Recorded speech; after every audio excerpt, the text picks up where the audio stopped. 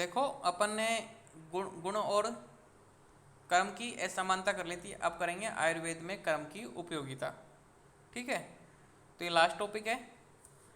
आयुर्वेद में स्वास्थ्य रक्षा हेतु रोगी व निरोगी सभी के लिए कर्तव्य कर्मों का वर्णन किया है कि भाई रोगी को क्या करना है और जो स्वस्थ व्यक्ति है उसको क्या करना है। सारी चीज़ें बताई हुई ना।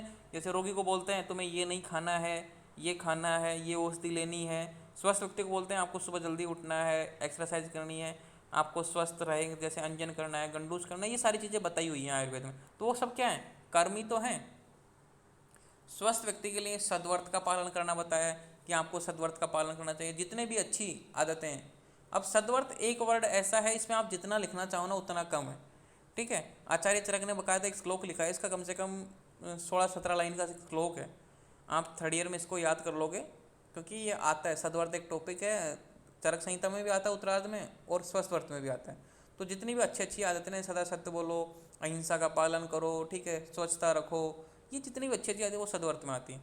और अस्वस्थ के लिए उपचार, भाई ट्रीटमेंट लेना है।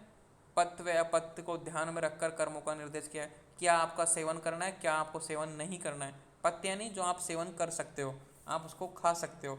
अपत्य यानी जिसको आपको मना की हुई है, आपके लिए बेकार है, अनहेल्दी है, को ध्यान में रखकर कर्मों का निर्देश किया जाता है। और पत्य और अपत्य तो आप समझ गए होंगे, अष्टांग में चैप्टर नंबर 8 में अपन पहुंच गए थे ना। आयुर्वेद में कर्म शब्द से पंचकर्म का ग्रहण किया है। कौन कौन से पंचकर्म? बमन, विरेचन, वस्ति, रक्त मोक्षण और नस्य। ये किसके अनुसार है? आचार्य सुश्रुत के अनुसार। और चरक के अनुसार कौन कौन से हैं? बमन, विरेचन, अनुवासन वस्ति, आस्थापन वस्ति और नस। उन्होंने रक्त मोक्षण को नहीं माना आचार्य चरक ने, और बस्ती के जो दोनों वेद थे ना उनको मान लिया। इतना डिटेल में जाने की जरूरत नहीं है, कंफ्यूज हो जाओगे, इसलिए मैंने एक का ही लिखा है यहाँ पे। इसके अतिरिक्त औषध कर्म, पूर्व कर्म, प्रधान कर्म, पश्चात कर्म, आध्यात्मिक कर्म, पूर्वजनों के कर्म, लौकिक कर्म आदि का भी आयुर्वेद में विधान किया गया। कि जितने भी है ना, कि औषध कर्म क्या है, पूर्व कर्म क्या है, प्रधान कर्म क्या है, पश्चात कर्म ये क्या है, पूर्व कर्म क्या है, प्रधान कर्म, पश्चात कर्म। इनका मीनिंग ये है कि अपन कोई भी प्रोसेस कराते हैं, पंचकर्मा करवाते हैं, तो उससे पहले क्या क्या करना चाहिए, ये हो गया पूर्व कर्म।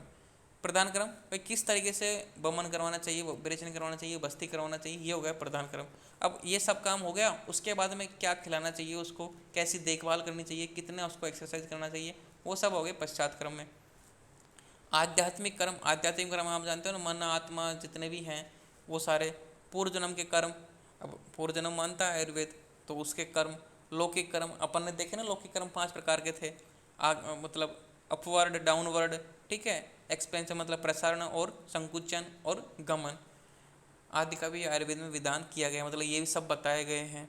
शरीर की उत्पत्ति, स्थिति, विकार आदि में कर्म की प्रमुखता देखी जाती है। यह कर्म दोष, धातु, मल आदि की 6 वृद्धि में सहायक है।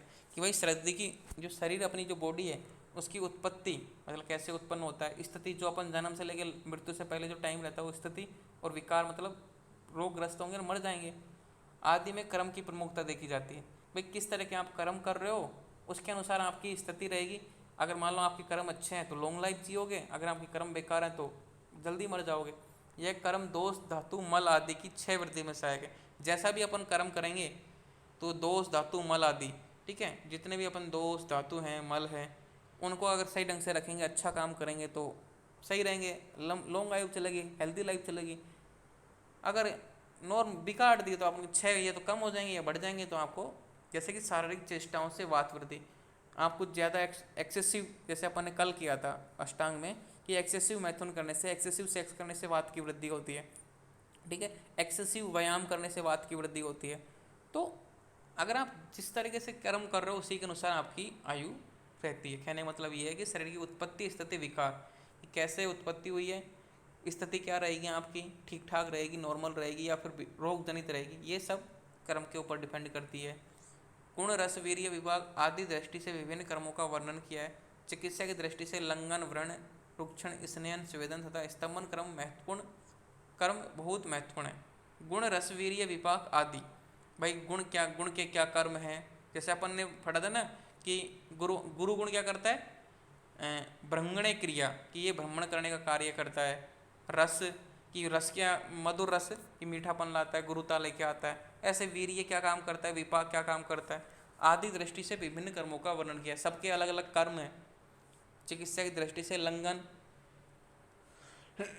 अब लंघन क्या है? एक तरीके से अपतर्पण करना, फास्टिंग करना, ये एक तरह से कर्म है।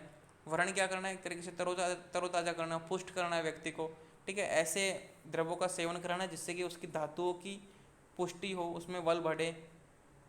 रुक्षण, स्नेहन, स्वेदन तथा स्तंभन कर्म बहुत महत्वपूर्ण है। तो ये सब चिकित्सा की दृष्टि में अपन यूज लेते रहते हैं बार बार। कहने का मतलब कि आयुर्वेद में पग पग पर ये कर्म यूज होता है। इस प्रकार आयुर्वेद का कोई भी अंग कर्म से अछूता नहीं है, अतः आयुर्वेद में कर्म की व्यापकता देखने को मिलती है। और ये एक ऐसा क्वेश्चन है जो मोस्टली बार बार रिपीट होता है। यह मोस्टली सबसे ज़्यादा आने वाला क्वेश्चन है कर्म से। तो आपको ये रट लेनी चाहिए, जितनी भी लाइनें हैं, छः लाइनें हैं, ज़्यादा नहीं है, आराम से आप रट लोगे, ठीक है। आपकी अपनी बुक देखना, अगर उसमें कुछ एक्स्ट्रा पॉइंट लिखे हैं तो और ऐड कर लेना। तो इस तरीके से दी एंड होता है इस चैप्टर का, ठीक है। अब करेंगे इस चैप्टर के क्वेश्चन।